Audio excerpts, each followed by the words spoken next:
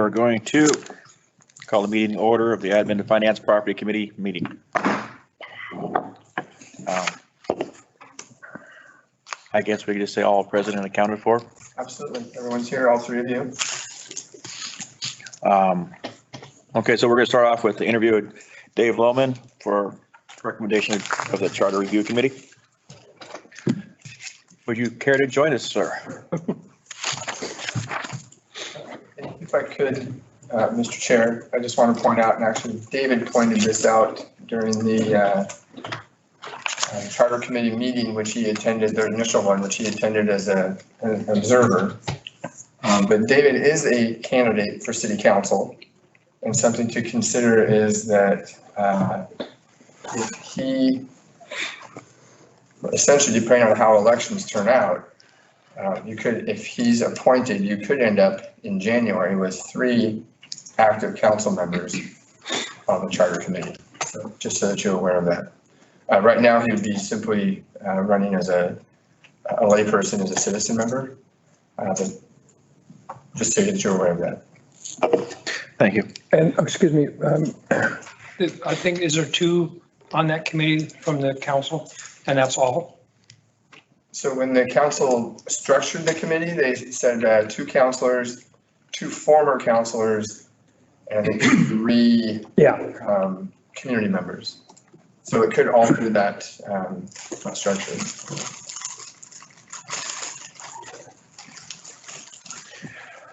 Okay. So this is similar to before. There'll be a series of questions. We'll take turns asking you at the end. We will finish that up. Okay. Councilor Trask, would you like to? Yes, oh, sure. Hey, glad you're here. Okay, we're gonna ask you some questions. He probably already told that, but, and they're just answer them wherever you want to. And if you have any questions at the end, we'll take those. Okay, so the first question is, will you give a quick summary of why you chose to apply or how you selected the Charter Committee Review Board? Well, I've lived here in the 6, am I allowed to take this off or no? Or should I keep it on? We would prefer you left it on, Okay. but you could certainly take it off since you are outside of 6 feet from anybody. Just getting real hot. That's hard to do. Okay, I moved here a little over 2 years ago.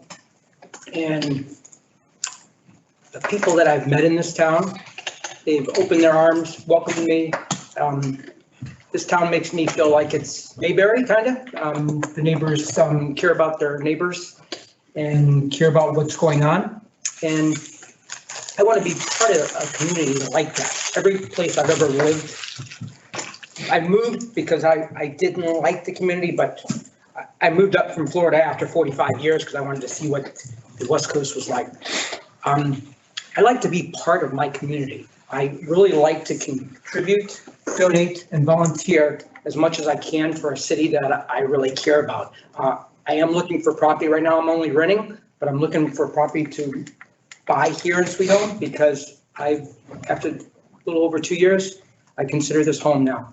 And if I get appointed to be on the charter, I just hopefully that I can make a difference somehow to the city.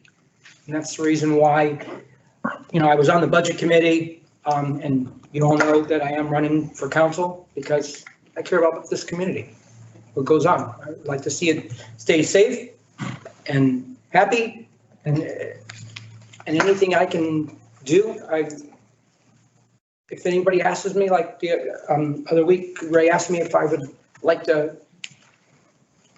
try to get appointed for the city charter, and I said, sure, because I want to get back to the community that I live in. Nice.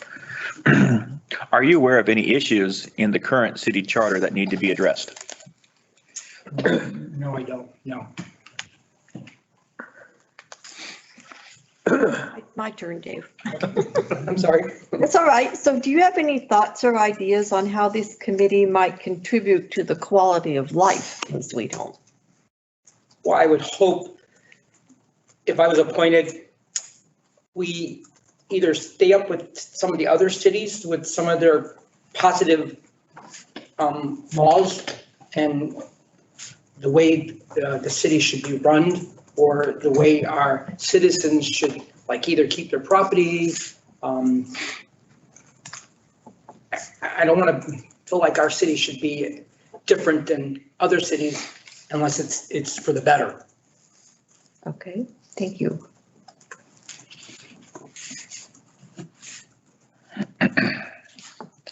Okay, are you able to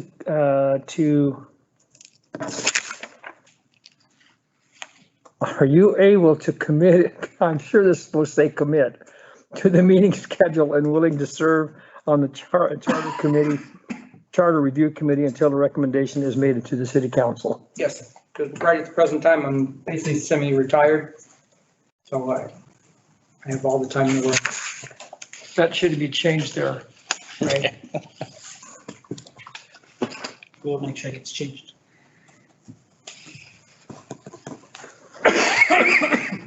Yes. That would never happen with Julie. I'm Okay, maybe it would. gonna say, I won't tell you who typed these in, Okay. because I wouldn't want to throw her under the bus since she's not here. You just did a while ago, anyway. Okay, so that's it for our questions. Is there anything that you'd like to ask for us or have any questions yourself? Well, the only thing I would like is like to have the opportunity, if you guys feel that I'm the right candidate, like the opportunity to be able to serve to my city that I live in, and hopefully bring a positive attitude and positive things to make the citizens here love this city even that much more and stand out. Why Sweet Home, you know, or that first word, sweet, to me, it means something. All right. Okay. Well, I thank you very much for your time. Thank you very much. Maybe I said it was going to be painful. I'm kidding. The spotlight burned out on her. Thanks, David. Thank you, guys. Yep, have a good day. Okay, moving on, transfer of fire station and property to SHF and AD. This is on page 4 of your packet, if you're wanting to follow along. Just in conversation, again, still trying to learn about history and whatnot. Chief Behringer and I had a conversation about the fact that the city owns the fire departments, both of those, both the main station and they have a substation out in the Foster area. And actually what started is he came to say, Ray, I cut down a tree. And according to the lease, I was supposed to get your permission before we moved that tree. So he apologized, which then led to looking and discussion and just kind of asking why, now that the fire district's been around as long as it has, why does the city own the property? Why do we own them? Either one of them. Is there a reason for it particularly? We couldn't really come up with one. Spoken with Robert. In my mind, it's a liability to us. We get the city as an organization doesn't get any benefit from it. They pay, I think, $99 a year or $100 a year in the lease. And quite honestly, if there were a lawsuit against the fire district for something, I think there's a likelihood that the city would be named in that lawsuit because we own some of their property. So I'm not sure why we own it. It doesn't seem to make a whole lot of sense to me that we own it. Obviously, the fire district's not going anywhere. They're going to be around. I informally polled all the council members and everybody kind of had the same questions. There were some concerns about, well, how do we go about it? How do we do it? We can leave that up to Robert. That's why he gets paid the big bucks. To put that and piece that together. Some of the concern that was shared was, well, what if they sell it? What if they need to move? What if they go someplace else? I approached the chief about that, and he was more than willing to put protections in the agreement so that if they were ever going to leave the property, they wouldn't be able to sell it. It would revert back to the city. So whatever protections we wanted to put in place, the chief was more than willing to incorporate those. Doug Emmert is here. I think most of us or all of us probably know Doug. Chief could not be here today. He's down in California on fire. So we got the upgrade. Way upgrade. Yeah, a little bit of history on it is, basically the fire department was funded through 3 different entities back in that time. The city, they run it the city. There also was a rural fire district and there was an ambulance district, all separate taxing districts. We all were housed in the same building. Or we're gonna be housed in the same building. So basically I believe there was a community block grant of $600,000 that came through the city, if I remember right. And then there was a bond of $500,000 that was spread out amongst all those other districts. And so it was a joint effort. And in part of the reasoning to make it all work, the city owned the property and agreed to this, let the building be built. And then at that time, I think when it first started, it was a $1 a year lease agreement with the agreement that if you ever left, it reverted back to the city. I don't know if it was when the fire district was formed in 2005 or something like that, that it became a $99 lease agreement. Don't know where those amounts of money came up with. But basically that's a little bit of the history that's been running that way for 40 years or whatever, since that building was built. And so I think Dave approached you to try to clean things up a little bit. It's a little confusing with when you try to put all of your audits and different things together and you don't technically own the land, but you own the building, and we put tons of money in the building since that time, probably way more than the $99 lease. And we've got a $1.3 million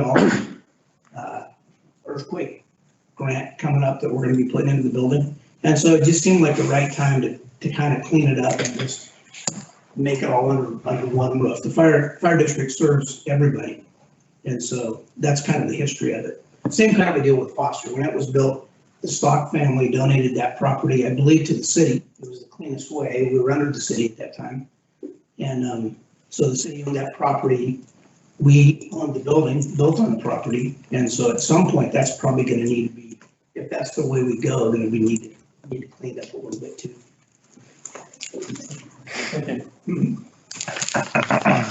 So just kind of having a discussion, you are the admin, finance, and property committee, on your thoughts, on your concerns.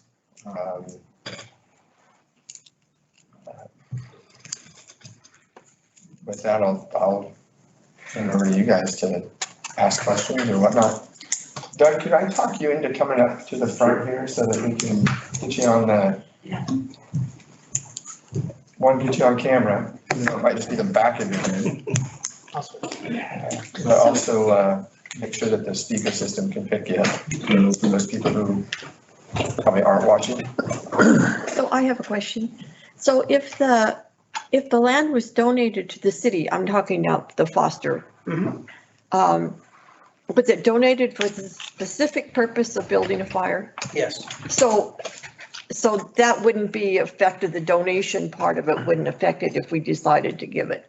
No, that it was donated specifically for the purpose of the Okay. housing and fire department substation there. But you would want to check the deeds to make sure it doesn't have a reversion back. Right. Mr. Mayor,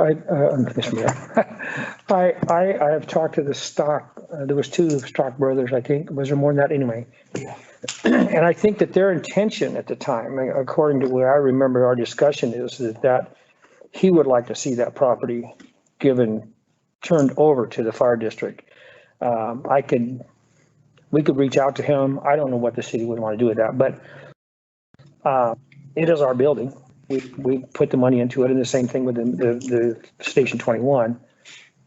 But I want to make sure that you guys realize that I'm a little bit biased on this side of it. And I was just gonna ask if you could clarify, because when you say it's our building, you're sitting here as a city councilor, but I think you're speaking as a 48-year. Yes, fire dis, yes, yeah.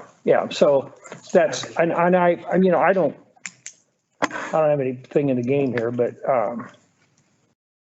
and that's the way it is, and that's okay too. I don't, it's not that big a deal to me, but, anyway, so that's,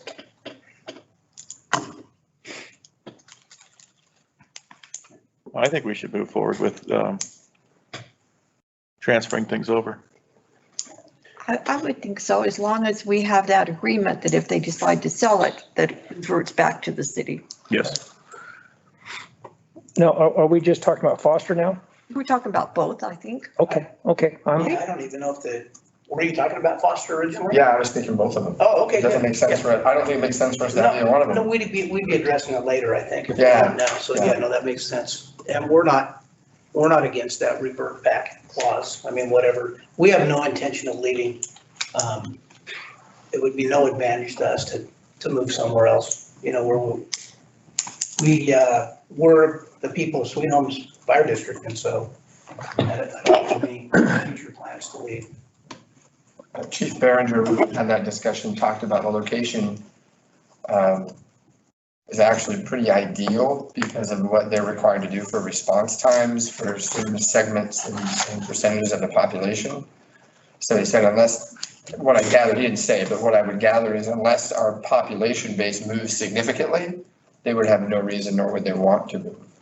Yeah, That makes and sense. even if that happened, what I would foresee, that's gonna be after my time, of course, but I All of would our foresee you still would have that main station, and if you had to, according to population or whatever, you'd do satellite stations in different spots, but I don't see us ever leaving that central. I mean, you never say never, but I don't see us leaving that central area down there. Well, and, excuse me, and when we did the district and we built the building, at the time, it fit all of our things that we needed. And now we can't put all the equipment we have in that building. So they're gonna try to build another building outside of that building and have room to put some of the equipment that we're pretty blessed to have, which I would have never dreamt that we'd ever have a truck. That's not what we're building the building, but, anyway. I'm okay with taking this to the council. Let's put it that way. I am too. So do we have a motion for that from somebody? I'll make a motion to send this to the city council in the next council meeting. I'll second that. Don't say the next one. We gotta get stuff together. You better get moving. You got, Okay, let's put, I'll restate that.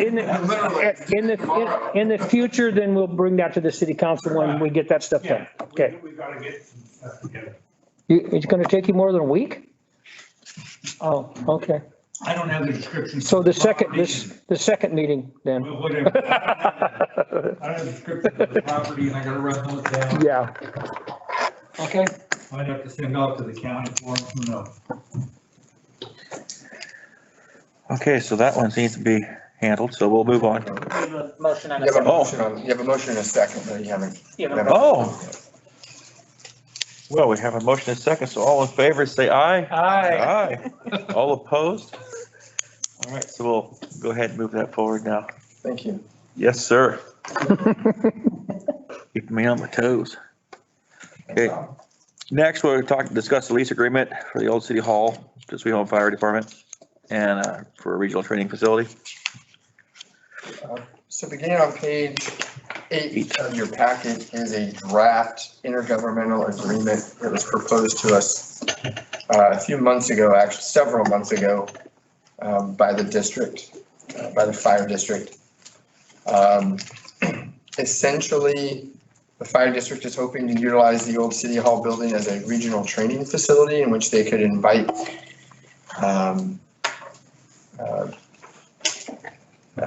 firefighters from around the area to come and train, be advantageous. It just so happens that this building has several things in it that make it ideal in so far as the basement, the stairs, the elevator, which would make it ideal for training purposes. From what I understand, according to Chief Berenger, it would incorporate putting on gear, filling it with a smoke, which is not actually smoke, it's a water-based material. So we don't believe that it would do any type of permanent damage, leave a smoke smell or whatnot in the building. And people would be able to come from all over the region to train. Again, if Doug wants to add any, originally they were hoping to have the annex as well, which we'll discuss next. But we don't anticipate the annex being part of this agreement any further, so. Yeah, the only thing I would add is that it is, I mean, it is the possibility of regional training, but we don't have an official training ground right now. A lot of departments build a training ground and that's where they train, and we kind of train wherever we can. And so that building would provide us a 2-story building, which there are a lot of them around here. So we can do a lot of ladder training. It's a big enough building that we could do exactly what the city manager talked about searches and that kind of thing in there. It's contrary to what some people think, we have a couple of elevators in town, and so it would provide us a place to train with an elevator.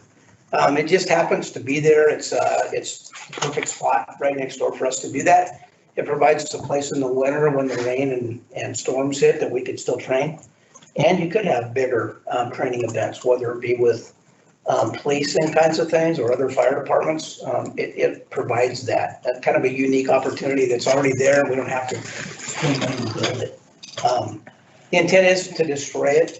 There's a new proposal that I don't know if you've heard yet, but the backpack thing that was using your annex approached the chief. And I think we're going to share a piece of it with them. And so they will have a place to continue their, I'm not even sure who sponsors that right now, but the community school backpack thing. So we're going to give them a piece of it to continue to do their project in it too, if this goes through. So that's kind of our plan. If there ends up being damage, the damage would be like maybe a door would get knocked off the hinges, or we don't plan on tearing walls out and doing all that kind of stuff. So that's kind of what we're asking for. And your smoke does not smoke, right? No, I believe it's a machine that puts out more of a steam kind of mixture. It's not smoke like a live fire type smoke. Like a fog machine. It's like a fog machine, something more like that. Yeah. Well, my question would be, Doug, is if it's going to be damp, will it affect the walls? I mean, if it's that, because I know how this works, if it's, Well, for one thing, I don't know, I'm just I asking. don't think it would be used a ton, to tell you the truth. Okay. I mean, I don't think that probably wouldn't be certainly not a every drill type thing. It might only be a few times a year. And I can't answer that question. I'd have to check into that a little bit more. But I don't think overall it's meant to damage things. Maybe one of those things that if you used it regularly, it could cause a problem. But that isn't what I think the plan is. So. Well, for me, if I'm 100% for this, but if we could get some more clarity on that, because, if things get wet, there'll be black mold. Well, And I don't know. Right, and tell you the truth, I don't think the smoke part of it is a deal breaker. Okay. If it came up to the point where we couldn't use, maybe we won't be able to because of the backpack program. Yeah. That's a new development. Yeah. So I don't think that isn't the main reason we're looking to use that building. Oh, I know. If it came up to where smoke wasn't what we used, I think we still could be fine. Just Okay. what the building provides is way beyond just the smoke aspect, so. Okay. But I'd be glad to look into that. Yeah. And on this, the agreement in here, it asks for $1 million insurance. Ray had a question on that. I think everybody's agreeable with 2 because I think it's my understanding, all the entities have that anyway. So that would probably move up.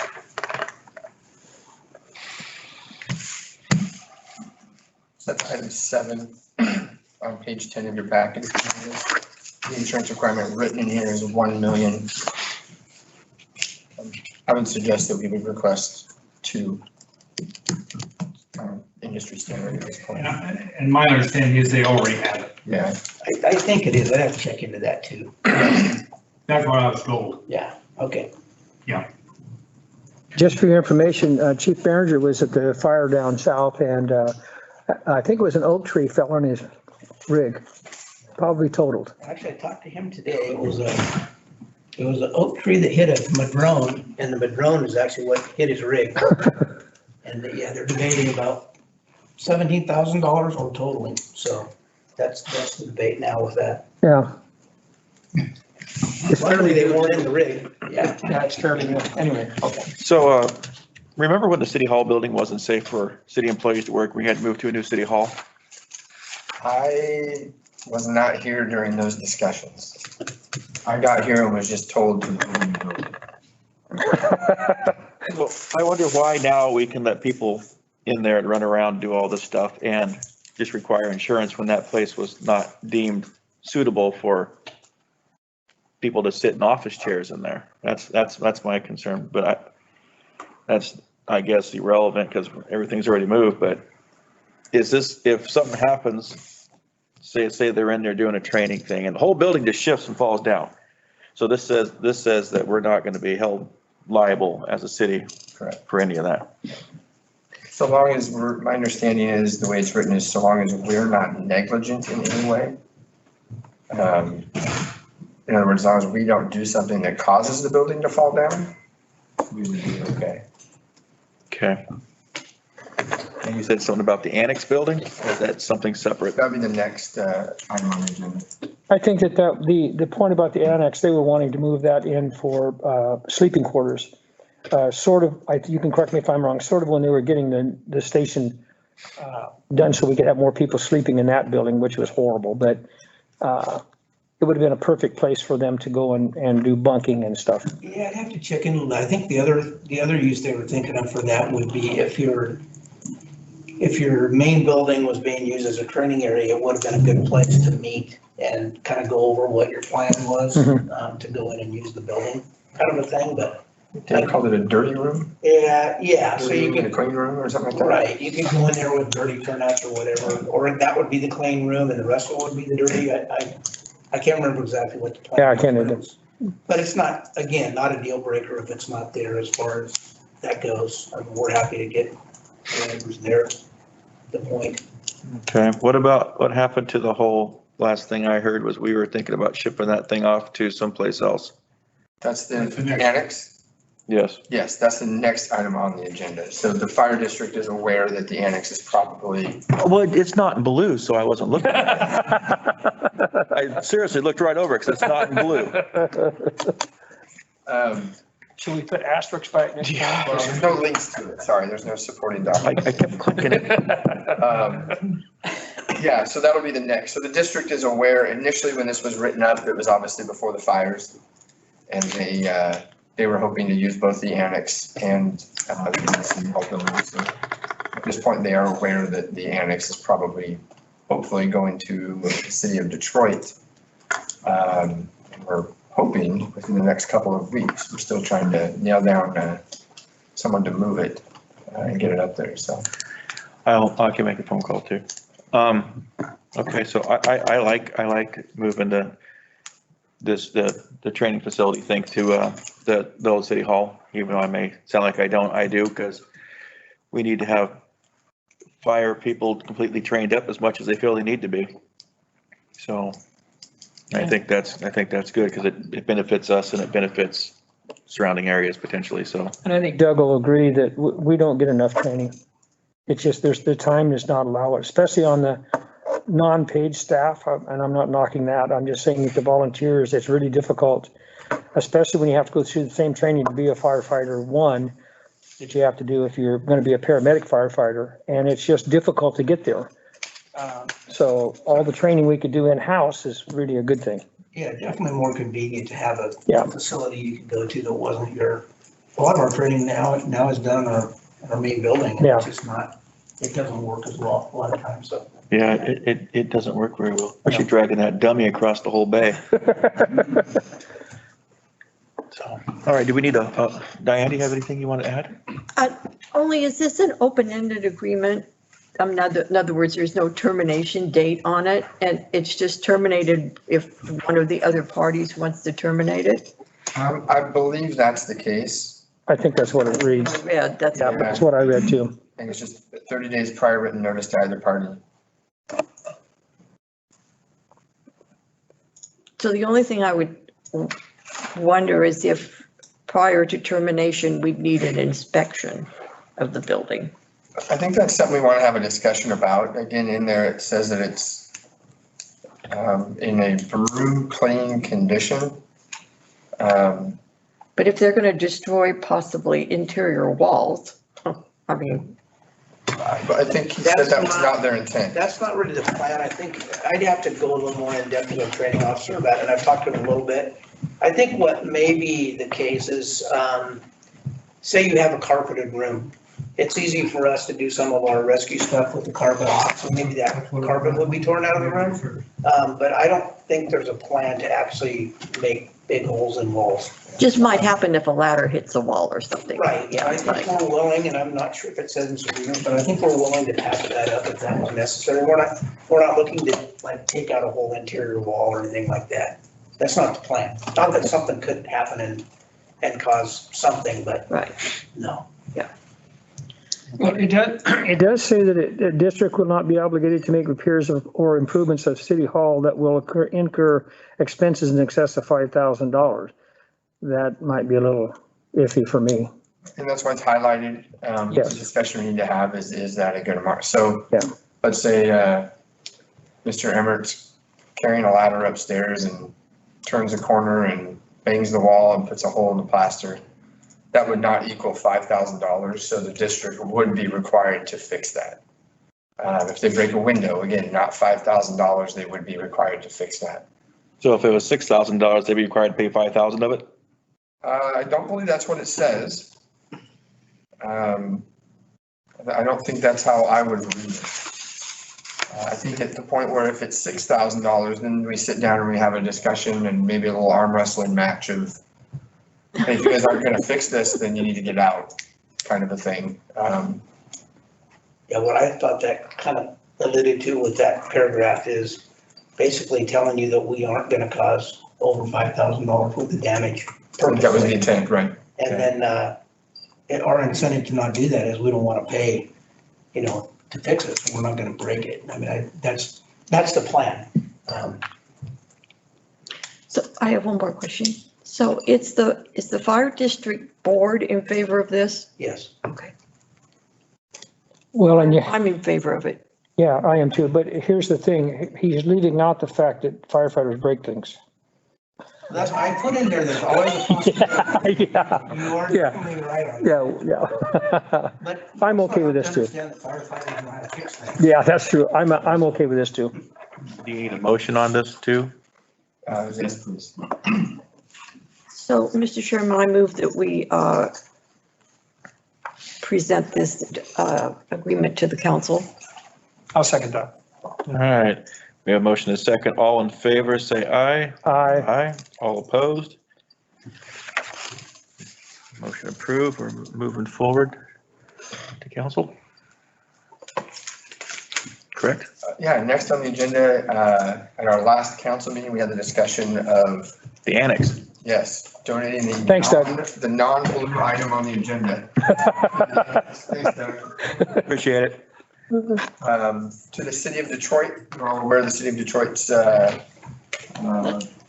recovering from a massive wildfire incident. They lost their city hall amongst most of their community as well. So we have been working on trying to find someone to move it, which would take a little work. We've made contact with several potential movers. Timelines are tough right now because with the number of people who have lost their homes, we at least are guessing that many of them are purchasing new homes. And I know one company said, yeah, we'd love to do it, but we're booked out till December. We do believe that we've reached two alternate options that will be a little bit sooner, one as soon as within a couple of weeks. So Robert just has a question for you while we have you here on the manner in which you would prefer to do this transfer of the ownership. So I'll turn it over to Robert. Okay, the question comes up is, basically, we have two options that we can use. You can use an IGA agreement, or you can use just basically surplusing the property and gifting it. And behind that is, why we ask is, which way do you want to go? If it's an IGA, we've had some questions come up. After you look at this a little bit, you say, well, we can get it over to them. We can do it at our expense. It can go up there. It's City Hall. Everybody is great. And then FEMA comes in a month and a half and gives them 5 brand new 2021 trailers, and ours is sitting in the back. That's nobody's fault or anything, but it's sort of, you just gave them something, and now it's not being used for what we intended. And so you might have some back wash on that and everything. So the idea is, which do you feel comfortable with? Is it basically just a gift, as in, the closest that I can come is the Sankey, when we did the Sankey trailer to get it out of the park, we got basically $5,000. Brandon looked this up again in my memory. That's what my memory is telling me. We got basically $5,000 above them coming in and removing it. So that gives you sort of, you aren't talking big of bucks here. This is an old manufactured, and it's not worth that much to the people who are going to buy and sell it. They can get them for a lot less and type of deal. So anyway, but it is a good, it's a good structure to be out of the weather in and stuff like that. So the idea comes down to, is, do you just give it and just give it away and say, well, if it goes to the back lot, so be it. That's just the way it goes. Or do you put it like, that would be basically surplusing it?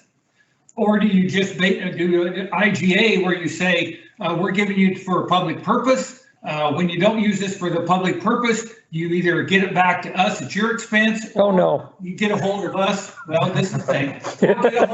Or get a hold of us, and we work out something to send it on to the next. The mayor's thing was that he brought up with him was to pass it forward. If another community needs it, you get it over to the next community.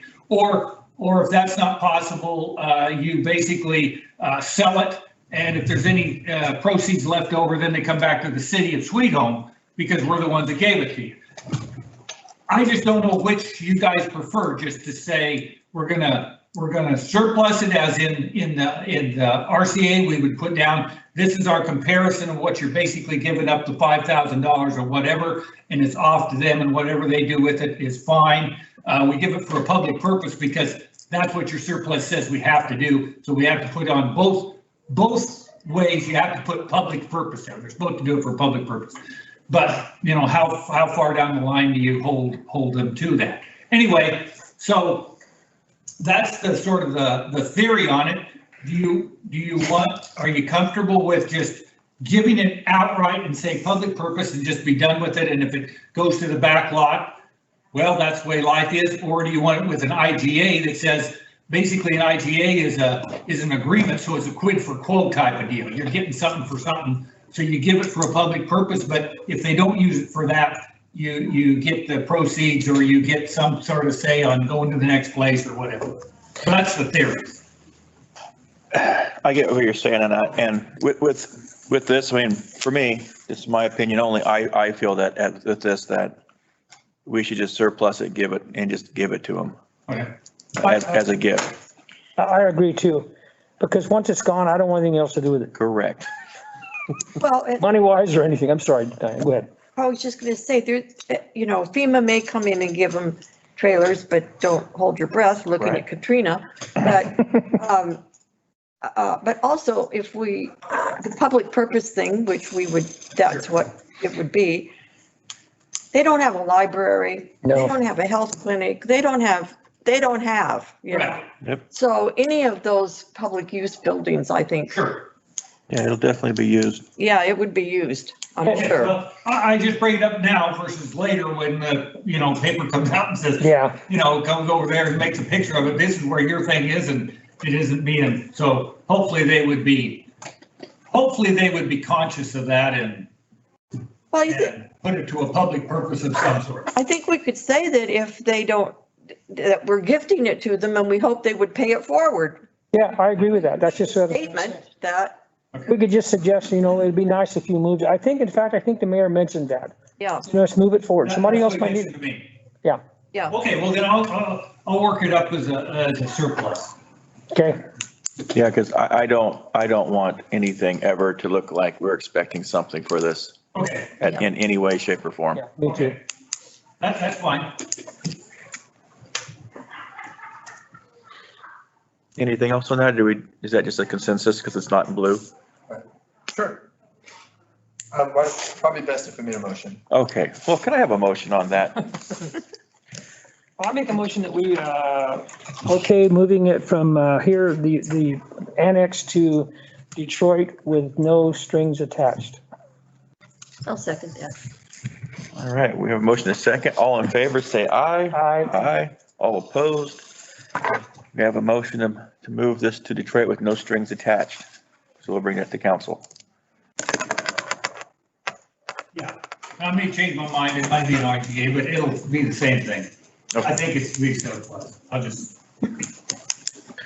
needed to know which way you thought, which way you think. All righty, so next up is this Sweet Home School District Junior High Building Inspection Fees on page 12. As you can see, back in April of 2019, Sweet Home School District wrote us a letter asking for some help in their junior high addition / remodel. They were a little surprised by the dollar amounts of their building and inspection fees. They then followed that up shortly thereafter. I responded on that same day, the 25th, that we should chat about it. On April 30th is the next email in your packet. The district stated that they had to move forward. They couldn't really wait for a decision from us at that point. To which I then responded that we were involved in the budget process, but we'd look into options. Staff polled other communities in the state. None of the other communities that were building schools in and around that time, which included Albany, I believe Beaverton, there were 5 or 6 schools that were being built. None of them were getting any kind of discounts on the building fee, but also included Lebanon. I did speak with some of the council members, and the general consensus was to wait and see what our costs were first, and then we could have a discussion with them. I attended a school board meeting. Board questioned some of the unexpected fees of their staff. I explained to the board that the fees were not set at the city level and that we had not raised them. There was some discussion that perhaps the city had raised fees, which we had raised some fees in our fee schedule just prior to a month or so prior to that, but those fees were not raised. On February 21st of 2020, we invited the school district to a council work session on water rates because they had had some heartburn in the past, given that they use a large amount of water to irrigate fields and whatnot. In that email, I explained that we were tracking our time and costs related to the building fees as well, and that I was getting some traction with some council to give the district some relief when we knew what our actual costs were, and I offered to keep the district informed as we got closer. I then followed up on 10/1 with an email that is in your packet, to which the district did respond. That's also in your packet. A couple of notes for you. The district has paid right about $105,000 in building inspection fees. The city adopts these fees as mandated by the state in OAR 918-050-0100. The OAR mandates we adopt the fees as recommended by the International Code Council. Every city in the state of Oregon is mandated to do this, so our rates should be consistent with everybody else. I did ask our contract building inspection services, what have they done? They were able to share a list of about 15 schools they've worked on in other communities. None of those schools districts had received any kind of discount when working with Northwest Code professionals. The other thing that is notable is that of that $105,000, 12% of that is a state of Oregon surcharge, which equates to about $12,600. And that goes to the state of Oregon. We have no say in that. We can't change that. It's an automatic, which means that they have paid to the city approximately $92,400 in building inspection fees. We've tracked our time and we've put and efforts, and we've put dollar amounts to that based on labor costs, which includes benefits. So we took their hourly rate plus added what their benefits were for that. And it currently sits at about $15,393. There's a list of 13 items left that need to be checked off before they get a final inspection. We anticipate that's an additional couple hours, so it's pretty safe to say that it's going to be right about 15,500 even. I'll be honest with you, I thought a project of that size that we would be much more involved. I had anticipated that our costs would be probably double that in my mind. Other things to consider, I think, is our constituency is their constituency. However, their constituency is not necessarily our constituency, given that their borders are outside of the city limits proper. Council has had similar discussions about this related to like library fees and park usage and whatnot. So after that, I would leave you with the your mantra that you've kind of adopted of making decisions that do the most good for the most people for the longest period of time. With that, you have the district request in front of you. If you have any additional questions, which I am absolutely anticipating, we would be happy to do our best to answer them. Counselor Gerson. Nice call. Well, I do have a question. So in all of these lists of record fees, there is a review fee. Correct. Okay, tell me what that is. So the way it works is the ICC code gives a valuation based on gives a fee based on the valuation of the project. Right. So when their architect turned in their plans, the ICC sets a per square foot value on different types of projects. So residential is given, and I think actually residential right now is $122 per square foot. And then different types of construction are given different values per square foot. That led to the just over $10 million valuation of the project. It then gives a fee where it says the first amount is X with an additional amount per square foot. So they give you some, kind of like we do with our water rates. First it's X and then it adds into that range. So that's the fee that sets the basic fee. There's then the 12% surcharge, which is added on to that fee. And then depending upon the type of structure and depending upon what permit they're after, there can be either a structural plan review fee or a fire and life fee for review of the plans. By whom? By, it would be by us, by our contract company. And that fee is a percentage as well, and that is also set by the ICC. So in every one of these sheets where it says review, that's a fee that we charge for reviewing the plans? Correct. So if you look at, let's see if I can find the one I'm most concerned about. I think it's page 20, no, not 26. Page 28, I think. Yes.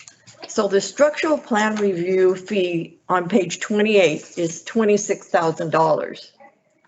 Can you tell, I'm sorry, can you tell me which? It's, Maybe the title? it just says record fees. It's page 28 of the agenda. So what would the last three letters be right under record fees? I just, in my copy, I can't see. It's the last one. The last one on the list is where it's at. Is it the last one? Yeah. It is the last one. The very last one. I've got like 8 of them or something. It's the very last one. That one, Where it says STR? right. Yeah. And at the top, it says $26,000 for the structural plan review. Mhm. And then the structural planning building permit fee is $40,000. All I'm interested in is all these review fees. Right. Okay? So that's the city reviewing a plan and charging for doing that process, Correct. So they bring in their big roll of plans, right? and then our contract, building inspector then takes time and sits down and has to go through each page. I think you're, Yeah, I've seen Angela do that, right? yeah. Well, this is not Angela. Well, This would be Sean from Northwest Code Professionals. He or somebody from their team goes through them. so when we see his time on here, Mhm.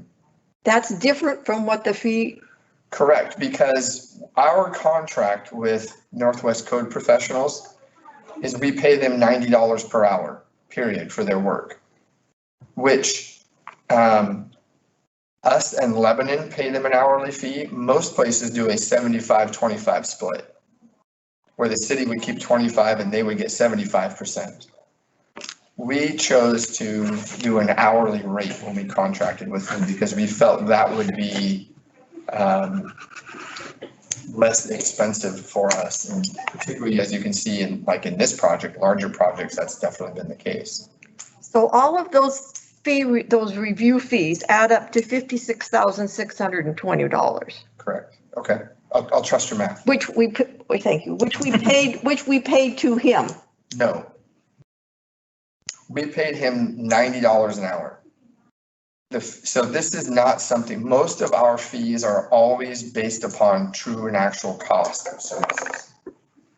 This is not. That's what I'm trying to Yeah, get to. this is where the ICC sets a scale, and then the state and the OAR says you shall adopt this scale, and we use that scale.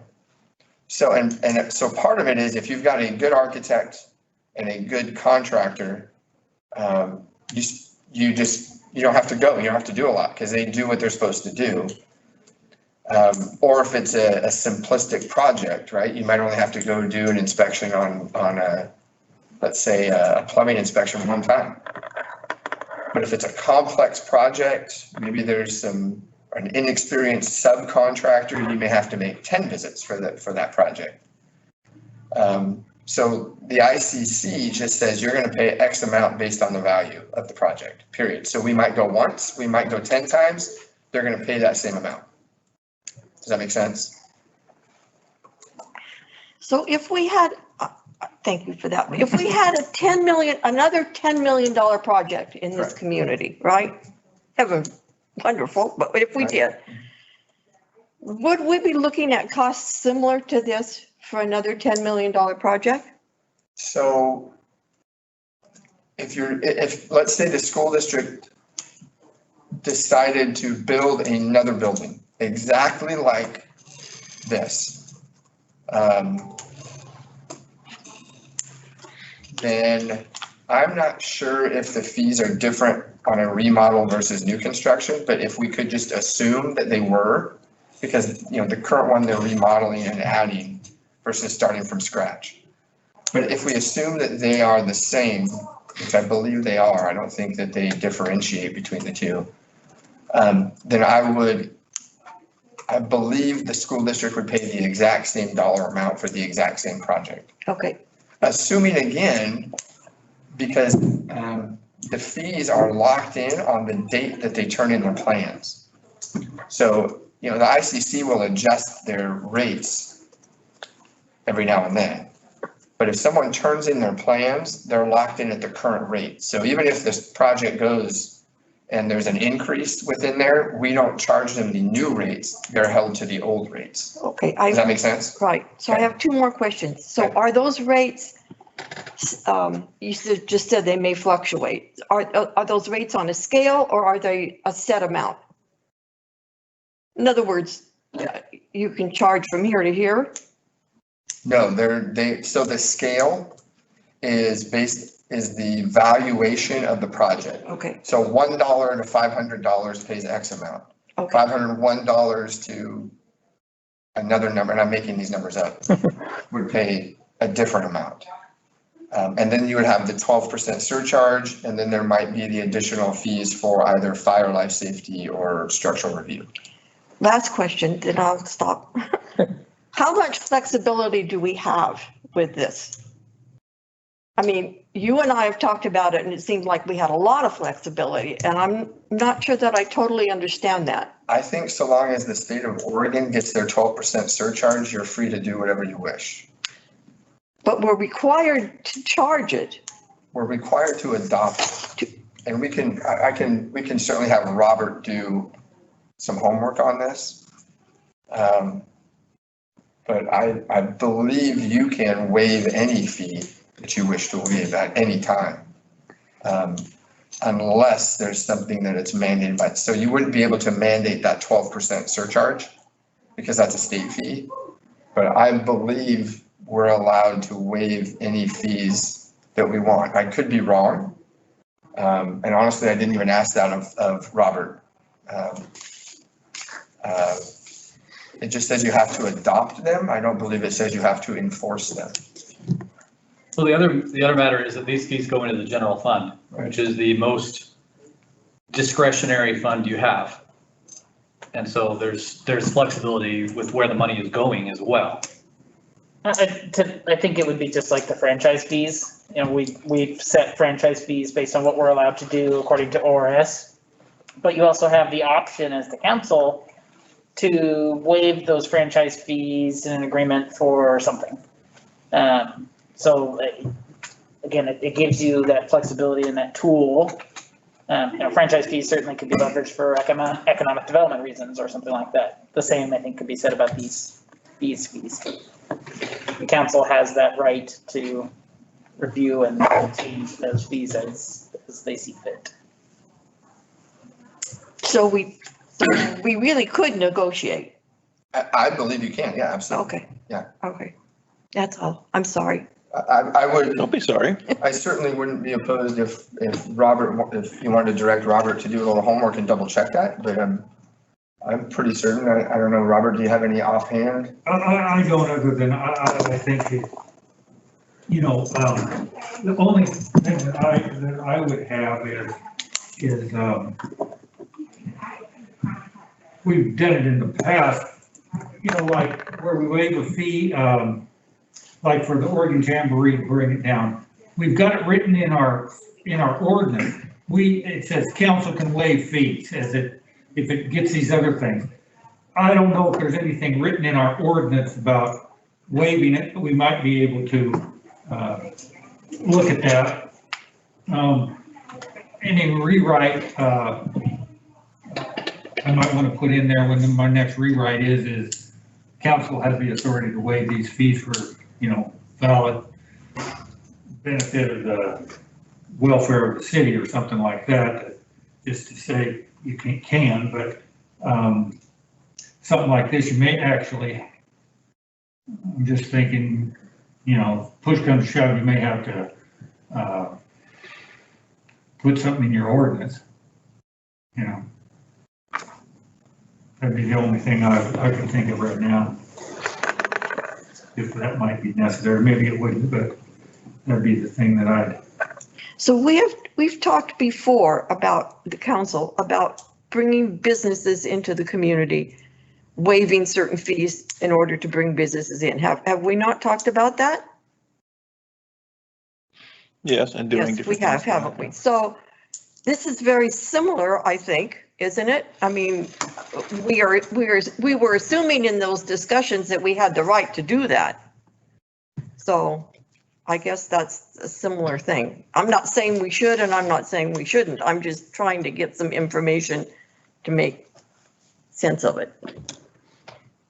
Well, Mr. Chairman, I got a couple questions. First of all, I'm concerned about the precedent we might set. Just concerned. I'm not saying the council should not do what you're talking about, maybe lower those or something. I'm not sure I'm 100% for that, but Ray, are our fees in alignment with other school districts that have had these? Because I know South Albany's done a big deal down there, and I haven't been by West Albany for quite a while, but are we kind of in line with the charges that are charged for those districts and ours the same or similar? As I read the OAR, it says that a city shall adopt the ICC code. Mm-hmm. So it would lead me to believe that every city's fees are consistent. I can tell you that Northwest Code Professionals has worked on both the West High School project and the South High School, Madison Elementary. There's an elementary school on Pine Street, Timber Elementary and Timber Middle School, and none of them received any kind of discount in their fees either. Okay. I don't know. We could definitely do some more homework and try and see, but again, as I read the OAR, you shall adopt these fees. Okay. And the other concern I have is the same concern I had about the water thing that we went through a year or two ago, whatever it was. So we have 9,000 plus people in the city of Sweet Home, inside the city limits. So the school district wants us to give them $80,000 back in taxes for the permits and the stuff that we had to do to make it look right, okay? So. Can I interrupt you for just a moment? Yes. The district has never made in this instance, did not make a request for a dollar amount. Okay, whatever it is. Yeah, they just asked for help. So Okay. whatever we might feel in our, out of the goodness of our hearts. Okay. We just ask that we forgive. Okay, I'll restate that. So, but the thing for me is that 9,500 people in the city of Sweet Home are gonna cover this $2, okay? Nobody outside of the city limits in the school district, which is huge, is gonna have any impact on this thing. Not a dime. And that bothers me. Because now we're gonna, I don't wanna say punish, but we're gonna ask people inside the city limits to cover something that the whole district should be involved in my opinion.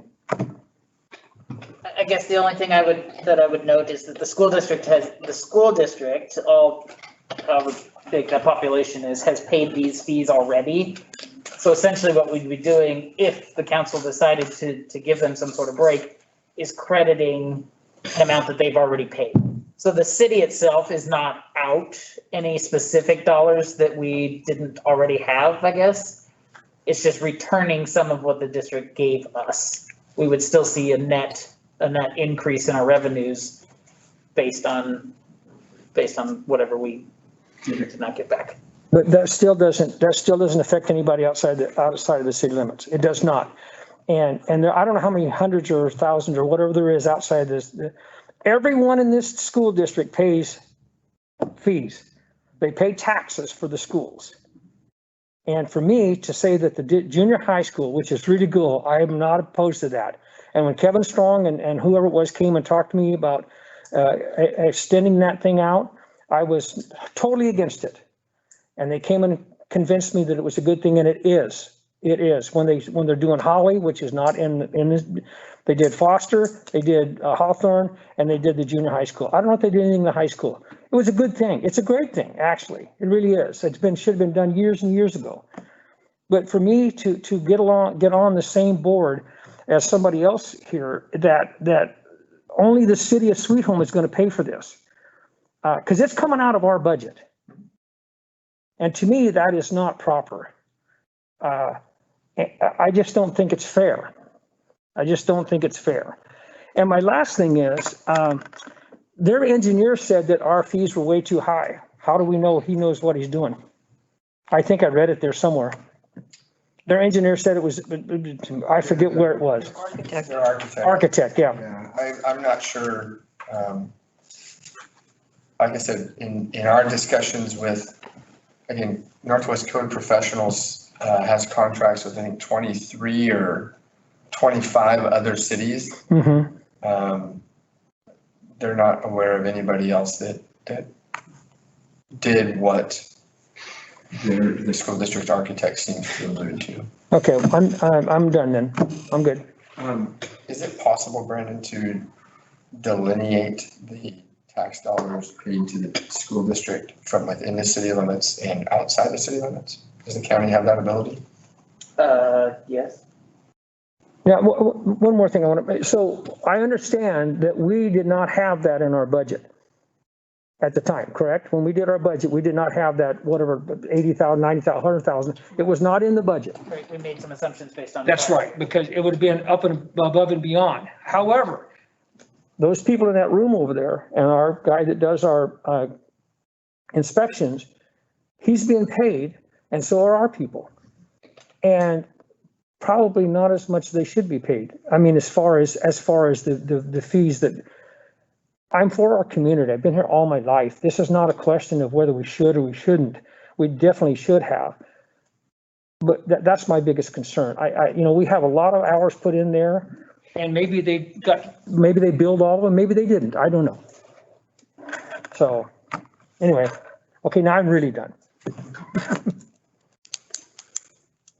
So to answer one of your questions, I think Brandon is able to, I think we would be able to figure out how much citizens of Sweet Home contribute to the district's revenue stream in their property tax and compare that to how much non-Sweet Home residents, so outside, contribute. And that might give you a percentage or a ratio that you can say, hey, we're going to refund you this based on this. So your fee is X amount, citizens of Sweet Home pay X amount. Maybe if that would help you make a decision so that whatever dollar amount you choose is more equitable, so that, the citizens are not subsidizing those out in the county, we could certainly put that together for you if that's what you'd like us to do. I think that's going to need to be done, because when this comes to council, there's going to be all the questions all over again. So it's better to be proactive now and have that already set up, ready to go to cut off 30 minutes of round talk. Yeah, I agree with that. For me, I mean, honestly, like my notes and stuff, it's any contractor that's going to do any work, architect, anybody that's going to do that is going to check into the permit fees and everything else before they even get started. This doesn't fall on the city at all. This is poor planning on their part. And to me, they've been invited to this meeting. It's not that important to them to come in here and sit here and say, man, this is what we were thinking. This is why, and this is where we're at. If it's not that important, but it's important enough for them to complain, and the things I've heard go around, I don't have much sympathy for this at all. Now, our whole thing is to do most good for the most people for the longest time, something like that, I think. But so I think that we should help out a little bit. But I think when it comes to how much, this is going to be a full council thing on how much, because we can, without seeing the difference, and I think that's very important to see the difference. Without seeing that and then hearing everybody else's talk, it's I don't know how much I'd even be willing to go down when this really falls on their planning. And, maybe they can work this into their next budget, because I don't think there's going to be school this year anyway, so. But anyways, anything else we need to discuss about this, or do you want to just? Well, I really wasn't done, Mr. Chairman. Oh. Actually, I got one, because I want to comment on what you just said. Always one more question. What bothers me is too, and concerns me, is that they didn't want to come here and talk to us about this. That is just, I don't think that for me, that's not acceptable. Mm-hmm. It really isn't. Honey, I'm done. No, I am done on this subject. Councilor Gerson. I've asked all my questions. Thank you. I'd make a motion that we put this toward to the city council at whichever meeting is appropriate in the future. I'll second it. All in favor, say aye. Aye. All opposed? We'll move it to the next appropriate council meeting where we can be discussed.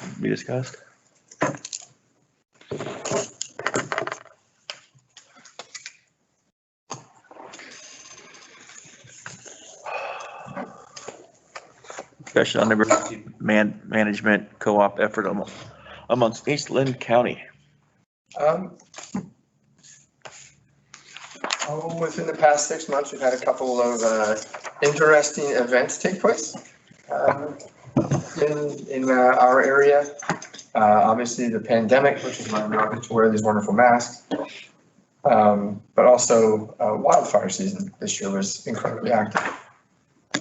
Throughout those two processes, in discussing previous, for lack of a better term, natural disasters, including windstorms and whatnot, we've kind of learned some things from this. And one of those is that in a widespread emergency, such as a pandemic or anything else that has a large geographic area, we small communities out here in Lynn County we're not alone, but we're certainly going to take on a very large responsibility of emergency management. Discussions with Commissioner Tucker, which is super appreciative of him reaching out and initiating this conversation, has led to some discussion with the city of Lebanon and Brownsville, and as well as the Lebanon Fire Department, Sweet Home Fire and Ambulance District, and Brownsville's Fire Department or District on, how many times do we need to go through this before we kind of learn a lesson? And so that discussion has led us to kind of maybe the three communities working together for our emergency management purposes. And just to be honest, in both of these situations, it's been our three groups that have worked together and tried to help each other. As an example, with the fire, particularly in the first 48 hours where we're not exactly sure what was going on, the city of Lebanon offered to let us house our operations in one of their buildings. They also offered to house any of our equipment on their property should we get to an evacuation. We shared resources exclusively with not exclusively, we shared resources abundantly with each other and shared information both throughout the pandemic and throughout the fires. So we just really thought that between us, it all made sense to start working together on emergency management in a little more cohesive group. And then use that as our link with larger organizations such as the county and the state. So the city of Lebanon, Lebanon Fire, City of Sweet Home, and Sweet Home Fire have all had one meeting where we sat down and talked about some options and some things. That has led us to wanting to include City of Brownsville Fire Department, as well as our police departments, both in Lebanon and in Sweet Home, to further some discussions. So I'm going to call him the new chief in Lebanon, which he's not really new anymore. He's been here for almost a year. Was able to get some information together on a potential job description. The city of Albany has recently hired what they call a city emergency manager and safety officer. So we have that job description. He also has, towards the end on page 37, you can see the start, moves on to the next couple pages of their pay scale for that position. So we would be looking to develop some type of intergovernmental agreement where we would cost share a person who would do a lot of these things and help us integrate all of our resources in an emergency. So if we've learned anything from the fire, we know that our private logging community has a lot of resources. They were able to go down and start cutting line before governmental entities even knew what was going on. So we have a lot of local resources. There's additional resources in and around Brownsville and Lebanon. Having the ability to work together on those things and compile all of that information, have all of those contacts, understand what the capabilities and capacities are for each community, could be extremely helpful in the future as we move forward. So we're posing to you with this information, do you believe we should take this to the council? Do you support it? And then would you support it at the council level? I can tell you the city of Lebanon is right now ready to start. They want to bring somebody on, they want to get moving, they want to partner with us. They have the money in their budget this year to do it. Lebanon Fire feels the same way. We obviously do not have that money budgeted, so we'd be talking about working with Brandon and finding our share. There would be, of course, discussions in the IGA of the logistics. Who's going to actually be the fiscal agent to collect and then pay? Where would the person be housed? Where would their office be? They supply a computer. Who would they actually answer to? Those kinds of things would have to be worked out in the IGA. Expectations of what the outcomes would be of this person amongst the three communities. So we would work on all of those things as we move forward. But if we start doing that work, and that would be a significant amount of time and effort to work through all those things, there certainly would be an ask in the next budget, if not earlier, to help fund our portion of this position. And whatever that may be. So is it going to be based on population? So you would take the population of the three areas, and that would give you a percentage of the total population of the region, and you'd be responsible for that percentage. It could be on a per person basis, dollars per person. It could be divided by 3, or it could be any kind of formula in between. But those are things that would have to be ironed out in the IGA. So if they divided it by 3, we'd be looking at approximately 26,000 Give or take. per city at step 1. Right. And that's not counting the location, transportation, gas, and work supplies, et cetera. Correct. All of those things would have to be factored in. They would need a vehicle. They'd be driving amongst the 3 communities. And we would figure out a way to somehow share in all of those costs. So a large portion of Brownsville and our population are in the county. Mhm. Can we get county support for this position? I can tell you, again, part of this discussion stemmed from a conversation with Commissioner Tucker. Right?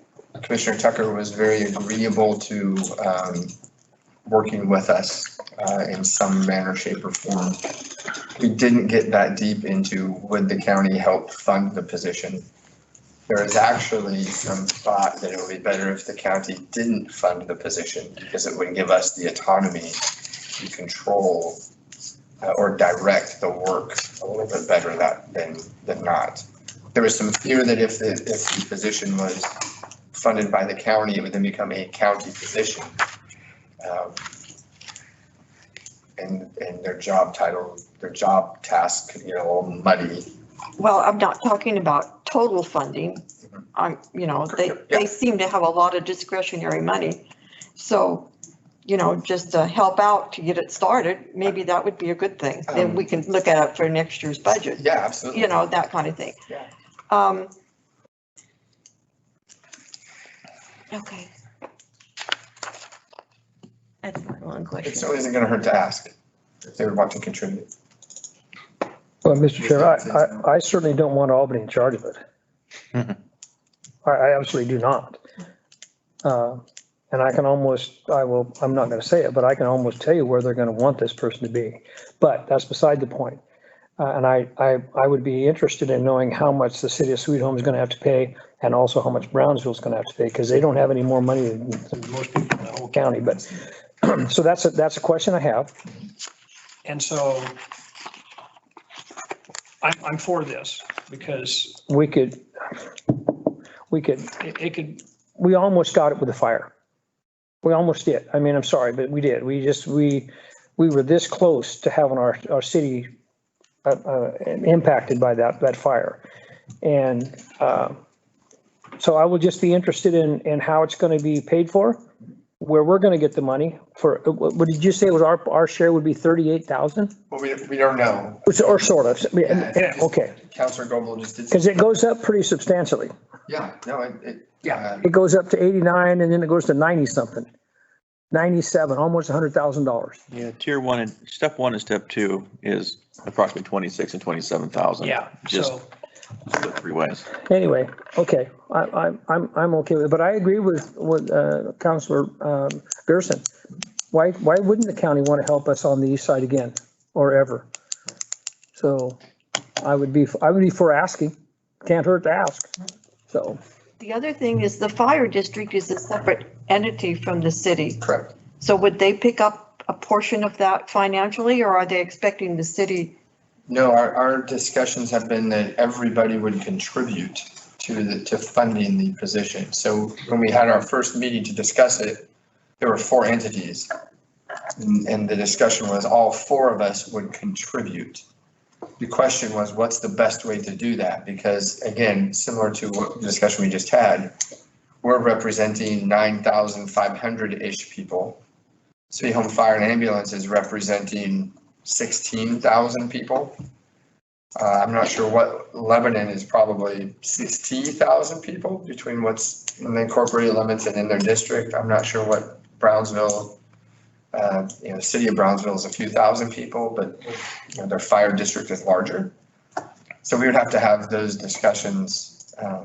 But again, similar to our other discussion, our constituency is Sweet Home Fire and Ambulance District's constituency, but theirs is not necessarily ours because of their expanded borders. So those are all things that we would have to talk about.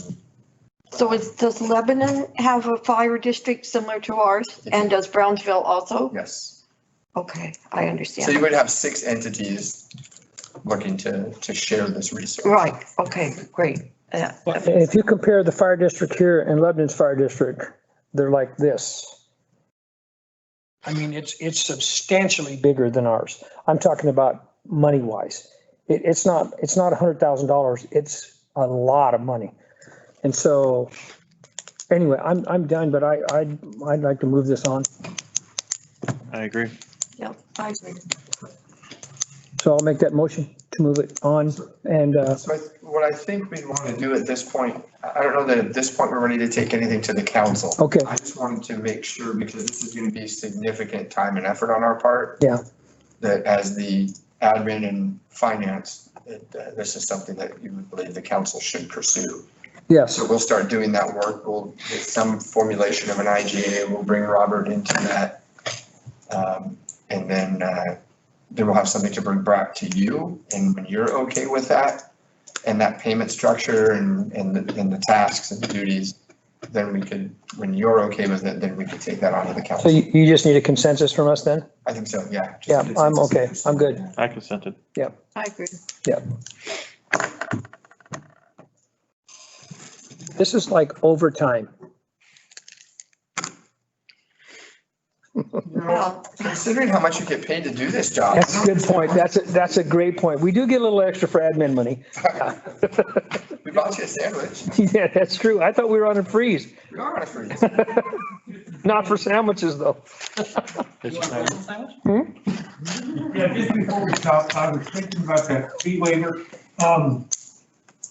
We might have to change some things in ordinance, but I think probably since we adopt our fee by resolution, probably just a resolution we have to deal with, which is a lot easier. Okay. We'll do what we have to do, but I think we might be able to get it all done in a resolution. That'd be nice. For which part? For waivers. Oh, saying, okay. you know, waive this, waive that. I think maybe we can just do it with resolution, hopefully. Well, I know we can do it legally. I know we can do that. I think the Oregon statute says that, but I'm not, maybe it's a city, just an individual city thing. But the impression I got when we were at the meeting over there was that we could waive anything we wanted to, or lower it or whatever, so. But I think that was on permits. I'm not sure about that. Well, I want to go back to that, actually.